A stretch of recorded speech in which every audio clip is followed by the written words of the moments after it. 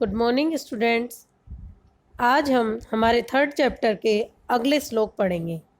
अगला श्लोक है राष्ट्रदृष्टिम नमस्यामो राष्ट्रमंगलकारिणीम यया विनय न पश्यन्ति राष्ट्रम स्वनिकट स्थितम। अर्थात कहा गया है कि राष्ट्रमंगलकारिणीम राष्ट्रदृष्टिम नमस्यामो, कि राष्ट्र का मंगल करने वाली राष्ट्र दृष्टि को हम नमस्कार करते हैं। राष्ट्र दृष्टि का मतलब होता है बच्चों कि हमारे राष्ट्र के प्रति जो हमारे मन में प्रेम भाव है उसे हम कहते हैं हमारे राष्ट्र के प्रति हमारी दृष्टि।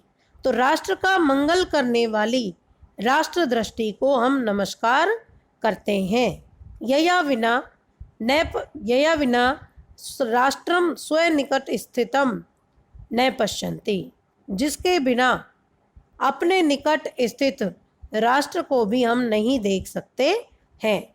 फिर से सुनिए, राष्ट्र का मंगल करने वाली राष्ट्र दृष्टि को हम नमस्कार करते हैं, जिसके बिना लोग या हम अपने निकट स्थित राष्ट्र को भी नहीं देख पाते हैं। राष्ट्र दृष्टि का अभिप्राय आप समझ गए होंगे कि हमारे देश के प्रति जो हमारे मन में प्रेम, समर्पण और त्याग की भावना है वह राष्ट्र दृष्टि कहलाती है। अतः राष्ट्र का मंगल करने वाली राष्ट्र दृष्टि को हम नमस्कार करते हैं, जिसके बिना हम अपने निकट स्थित राष्ट्र को भी नहीं देख पाते हैं। अगला श्लोक है समान संस्कृति मताम यावती पितृ पुण्य भू तावती भुवम आवृत्य राष्ट्रम एकम निगत्यते। अब इस श्लोक में बताया गया है कि राष्ट्र क्या होता है।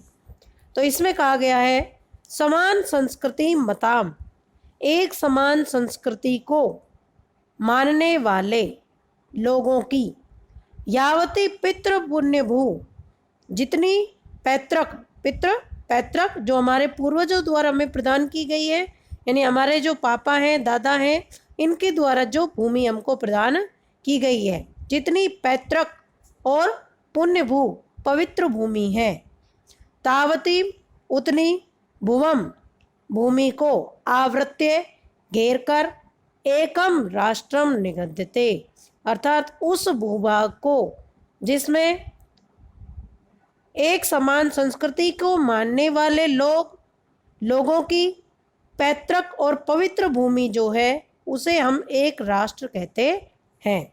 फिर से सुनिए, एक समान संस्कृति को मानने वाले लोगों की जितनी पैतृक और पवित्र भूमि है उतनी भूमि को घेरकर अर्थात उस भूभाग को एक राष्ट्र कहा जाता है। अर्थात आप हमारे पूर्वजों द्वारा जो हमें पवित्र भूमि प्रदान की गई है और एक समान संस्कृति को मानने वाले लोग जो उस भूभाग पर निवास करते हैं उस भूभाग को एक राष्ट्र कहते हैं।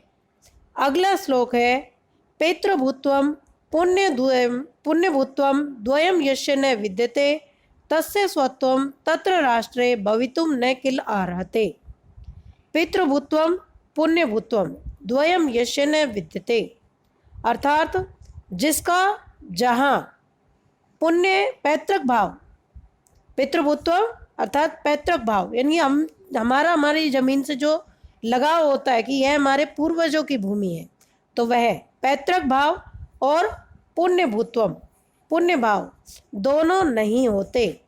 जिसका जहाँ पैतृक भाव और पुण्य भाव दोनों नहीं होते हैं तस्य तत्र राष्ट्रे स्वत्वम भवितुम न अर्हति किल, उसका उस राष्ट्र में अपनत्व का भाव भी नहीं होता है। अर्थात जहाँ भूमि के प्रति पैतृक भाव और पुण्य भाव ये दोनों नहीं होते हैं उसका उस राष्ट्र में अपनत्व का भाव भी नहीं होता है।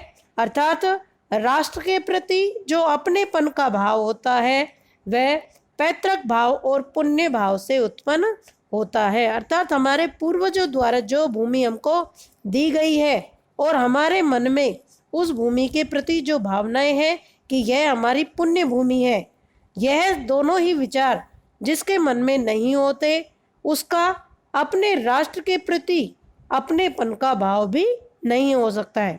फिर से सुनिए, जिसका जहाँ पैतृक भाव और पुण्य भाव दोनों नहीं होते हैं, उसका उस राष्ट्र में अपनत्व का भाव भी नहीं होता है। बच्चों, थोड़े से ये श्लोक आपकी 9th क्लास से अलग हैं, लेकिन उम्मीद करती हूँ कि आपको समझ में आ गए होंगे। फिर भी अगर आपको कहीं समस्या होती है तो आप मुझसे पूछ लें और इनको आप साथ साथ याद करते हुए चलें। बाकी 2 श्लोक हैं जो हम अगली कक्षा में पढ़ेंगे।